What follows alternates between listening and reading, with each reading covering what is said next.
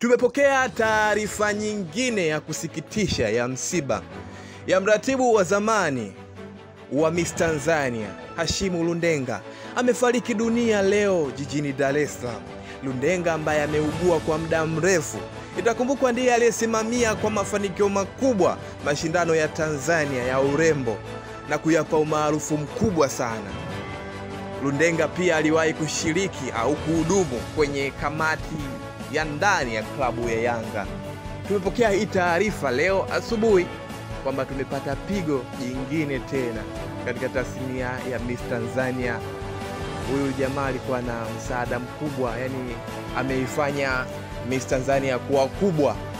Lakini pia tumepokea taarifa nyingine hii wiki ya aliyekuwa mwigizaji mkubwa sana Karina. Ameugua kwa miaka mingi, lakini pia amefanyiwa operation nyingi, kwamba amefariki, na leo wanaenda kupumzisha mwili wa marehemu katika makaburi ya Kisutu. Kwa hiyo ni taarifa za kusikitisha, yani hii wiki imekuwa ni ya majonzi sana. Lakini Mungu Bwana ametoa, jina lake libarikiwe. Mimi naitwa Uncle Benny.